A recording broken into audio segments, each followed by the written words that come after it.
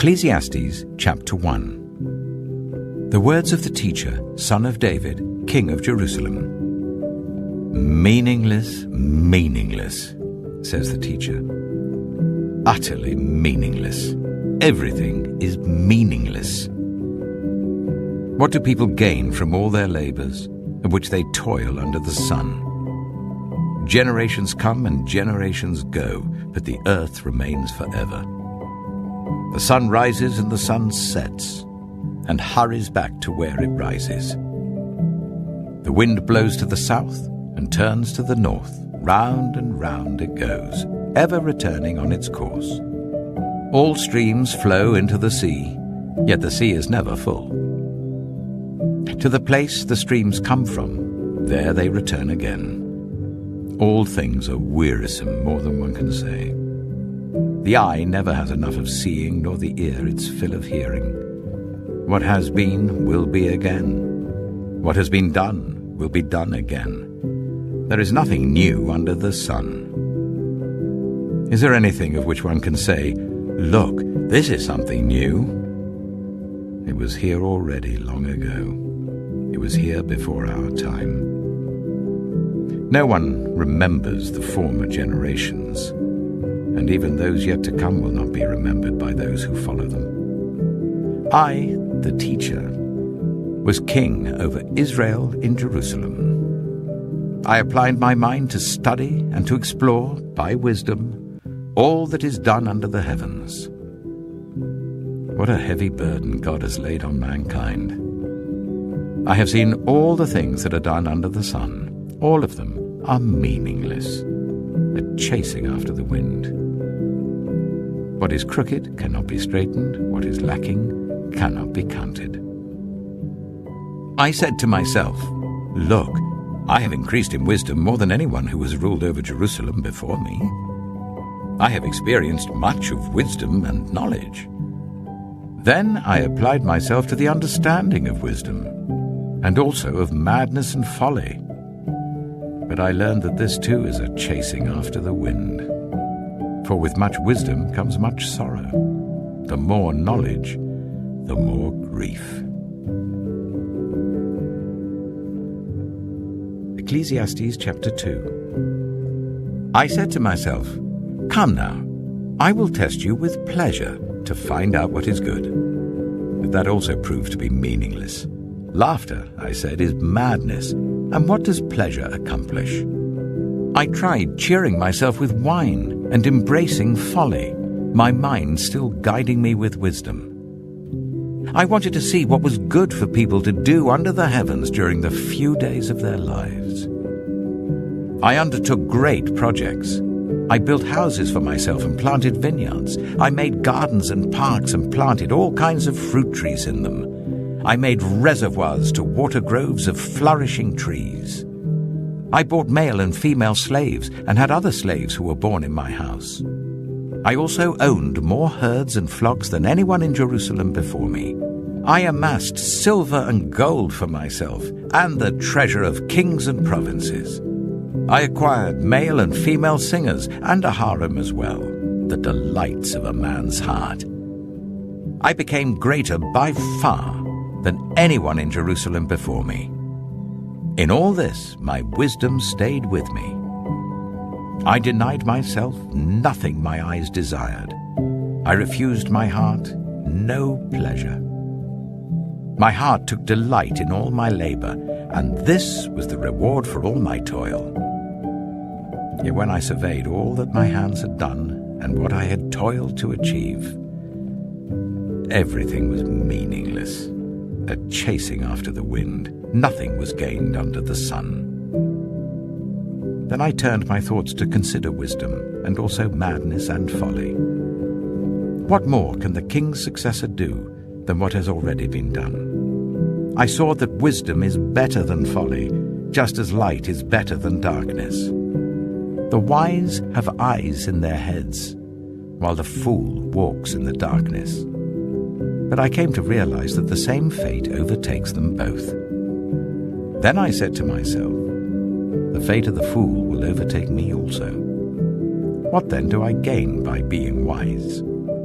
I said to myself, this too is meaningless. For the wise, like the fool, will not be long remembered. The days have already come when both have been forgotten. Like the fool, the wise too must die. So I hated life, because the work that is done under the sun was grievous to me. All of it is meaningless, a chasing after the wind. I hated all the things I had toiled for under the sun, because I must leave them to the one who comes after me. And who knows whether that person will be wise or foolish? Yet they will have control over all the fruit of my toil, into which I have poured my effort and skill under the sun. This too is meaningless. So my heart began to despair over all my toilsome labor under the sun.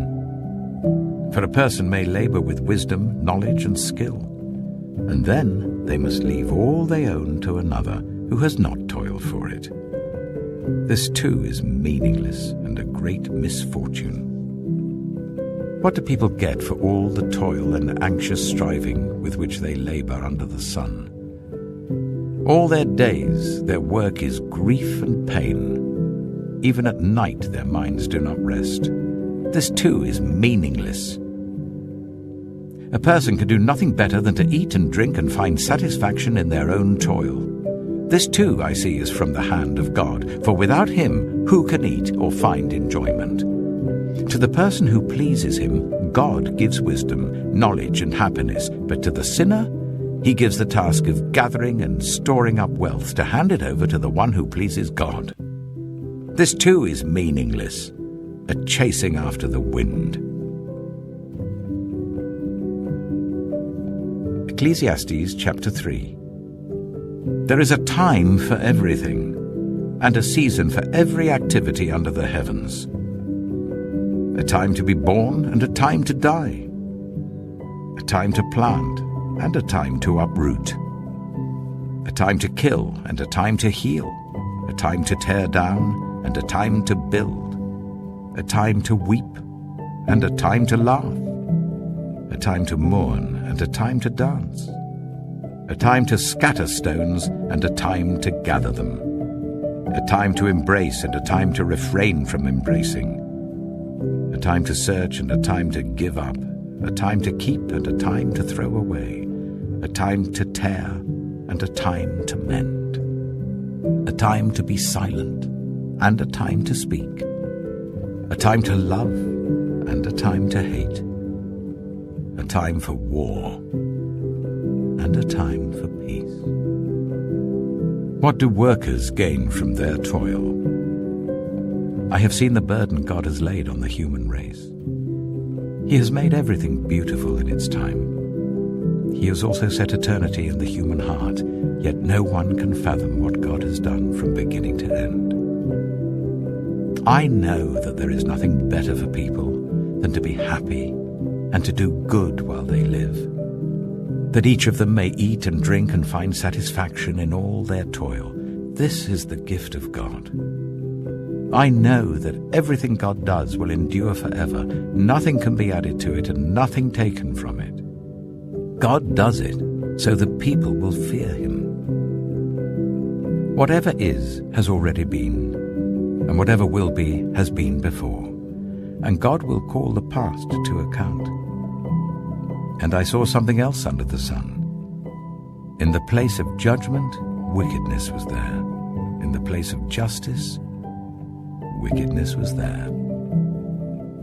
I said to myself, God will bring into judgment both the righteous and the wicked, for there will be a time for every activity, a time to judge every deed. I also said to myself, as for humans, God tests them so that they may see that they are like the animals. Surely the fate of human beings is like that of the animals. The same fate awaits them both. As one dies, so dies the other. All have the same breath. Humans have no advantage over animals. Everything is meaningless. All go to the same place. All come from dust, and to dust all return.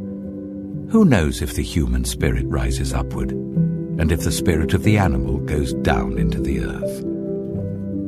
So I saw that there is nothing better for a person than to enjoy their work because that is their lot. For who can bring them to see what will happen after them? Ecclesiastes chapter 4. Again I looked, and saw all the oppression that was taking place under the sun. I saw the tears of the oppressed, and they have no comforter. Power was on the side of their oppressors, and they have no comforter. And I declared that the dead, who had already died, are happier than the living who are still alive. But better than both is the one who has never been born, who has not seen the evil that is done under the sun. And I saw that all toil and achievement spring from one person's envy of another. This too is meaningless, a chasing after the wind. Fools fold their hands and ruin themselves. Better one handful with tranquility than two handfuls with toil and chasing after the wind. Again I saw something meaningless under the sun. There was a man all alone. He had neither son nor brother. There was no end to his toil, yet his eyes were not content with his wealth. For whom am I toiling, he asked, and why am I depriving myself of enjoyment? This too is meaningless, a miserable business. Two are better than one, because they have a good return for their labor.